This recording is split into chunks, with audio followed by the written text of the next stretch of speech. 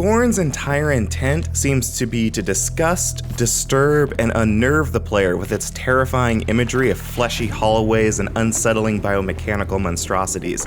And to that benchmark, the game seems to very much succeed. This is a game that I and my normally fairly strong gag reflex have struggled to look at from the earliest trailer. It's a gross-looking game that delights in its grossness.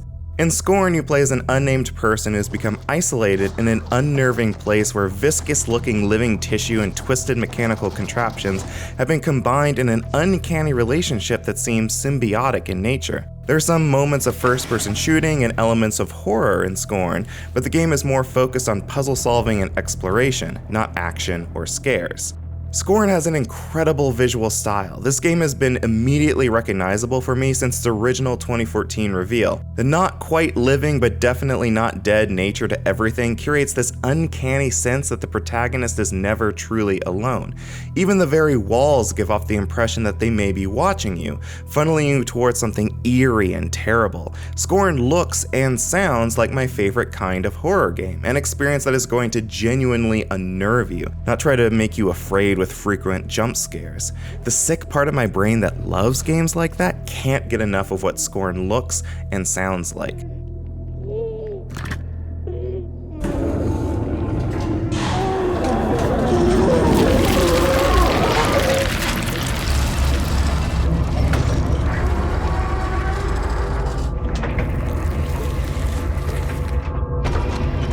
The lack of dialogue further supports the unsettling sensation of Scorn's imagery, but it seems to largely contribute to Ebb Software's goal for the game to be an experience built with discovery and exploration principally in mind. There doesn't seem to be anyone or anything in Scorn that will tell you what to do or give you a detailed explanation of what's going on. There's very little in the way of any sort of guidance. There's not much in the way of narrative setup either, so you don't really understand where you are or what you're supposed to be doing. You have to discover that for yourself, searching for the way forward by finding solutions to puzzles.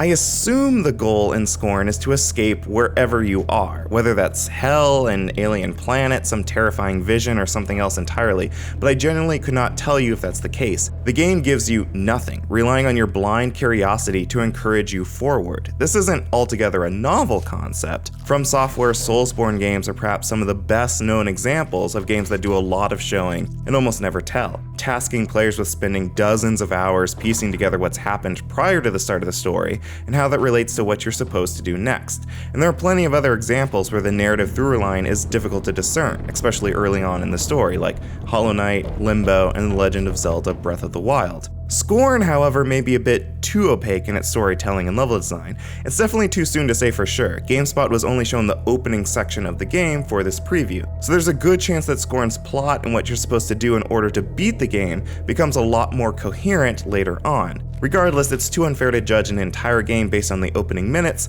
so I'm not going to do that. But I can critique what I have seen, and that has largely been a game where I'm confused as to what the player is striving for. And my big issue with that is that it doesn't exactly convince me to want to see more. Maybe I'm just missing a hidden detail or two, but I'm not getting any sense that Scorn has a story beyond being lost in an unsettling world. Ideally, I want a little bit more, like a mystery to solve, or a threat to defeat, or a moral to learn. And granted, Scorn could include any or all of those narrative threads, but the game doesn't seem to even be hinting at any of them from the get-go. So instead, Scorn seems like a showcase for the truly disturbing world that Ebb Software has created. And while that world is intriguing and seems interesting enough to explore for a while, I'm not convinced that such a surface level of curiosity can pull me in for a full game. There could be something really cool in regards to Scorn, and I hope that there is, but if it's there, Ebb Software has done such a good job hiding it, the studio has effectively kept me from becoming invested in the game. As incredible as the visuals and audio for Scorn are,